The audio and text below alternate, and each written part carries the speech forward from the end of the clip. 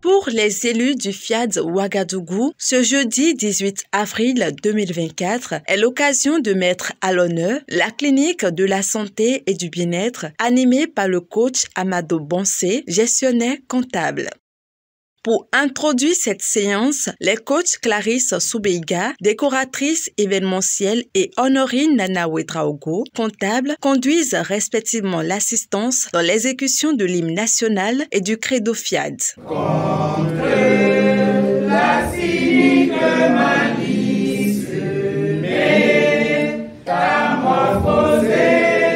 je m'engage à oublier les erreurs passées et à penser aux réussites futures. Par la voix du coach Sylvie Ilboudo Koulibaly, inspectrice de l'enseignement primaire et d'éducation non formelle, les privilégiés reçoivent des décrets de bienvenue. Dieu même siège à ces lieux présentement, parce que cette rencontre se veut être une transformation, une restauration, une métamorphose de nos êtres pour faire de nous des êtres humains. Laissez-moi vous dire qu'aujourd'hui, vous serez transfigurés. Vous allez sortir de cette salle en étant des êtres humains accomplis. Installez-vous confortablement. Écoutez d'en bas pour entendre. Entendre pour appliquer. Appliquer pour changer vos vies. Dans un discours enthousiaste, le coach Emmanuel Traoré, inspecteur général de l'enseignement primaire et d'éducation non formelle, exprime sa gratitude envers l'association FIAD Monde. Avant de connaître FIAD, je n'étais pas aussi serein et calme comme le passataire. Avec FIAD, j'ai appris à relativiser, à être flexible à ce niveau. À FIAD aussi, j'ai appris et je continue d'apprendre. Ce soir, c'est le coach Noélie Tiendrebeogo, secrétaire administratif, qui livre la première exhortation qu'elle intitule « La puissance des pensées joyeuses ». Une pensée, c'est ce que produit l'esprit de l'être humain. Les pensées viennent de ce que nous envoyons à l'esprit.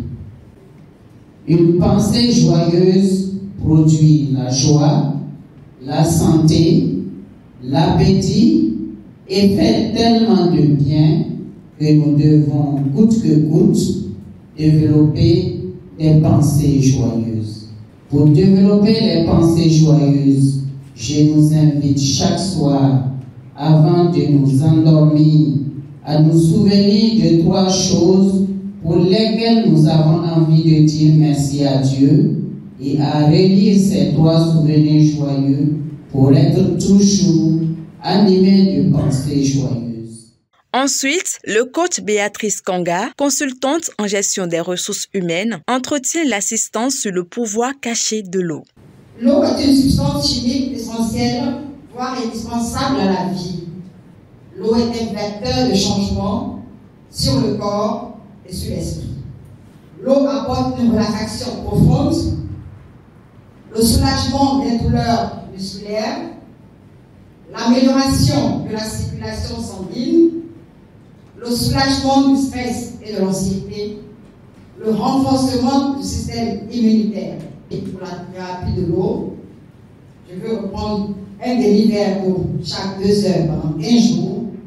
Après 2 semaines, on passe à un verre d'eau chaque 2 heures pendant 1 mois. Et selon l'organisme de chacun, on peut aller jusqu'à un verre d'eau chaque heure. Depuis que je pratique cette thérapie, je vous assure que je n'ai plus de maux de tête ni de maux d'esprit. Et en plus, on me dit que je m'ajoute. Et je deviens plus belle. Est-ce que c'est vrai? Concernant le thème de cette semaine intitulé « La puissance de l'estime de soi », les privilégiés profitent de l'occasion pour renforcer davantage le mental avec l'aide du coach Emmanuel Woba, instructeur de jeunesse et d'éducation permanente, qui le développe avec soin. Chacun de nous, on peut se retrouver à des occasions où les gens parlent mal de nous, les gens nous insultent, les gens nous froissent, les gens nous disent n'importe quoi sur nous. Il faut que nous sachions que nous avons la même valeur fondamentale. Nous n'avons pas m'a changé. Ce n'est pas parce que quelqu'un a parlé mal de moi que je deviens une autre personne. Je suis toujours moi. Je reste moi et je demeure moi, quelles qu'en soient les vicissitudes de la vie. Parce que je sais qui je suis. Mais quelqu'un qui n'a pas d'estime de lui-même, on va lui dire une petite tête et il va commencer à ruminer. Il va commencer à t'embêter. Quand quelqu'un s'estime à l'estime de soi, ce n'est pas une occasion de prier les autres. Ce n'est pas une occasion de piétiner les autres. Parce que je suis important, je ne dois pas piétiner les autres parce qu'un autre aussi a tué.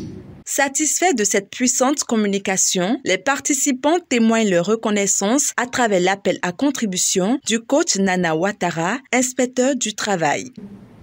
Face à des situations difficiles, nous pouvons faire appel à notre générosité.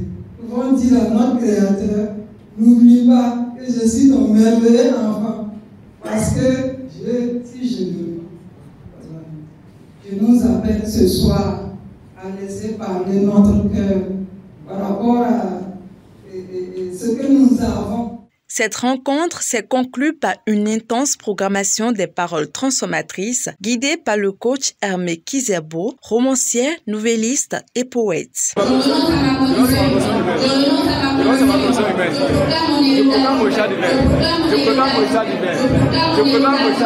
Une personne ayant une bonne estime de soi est prête à affronter les obstacles éventuels de la vie.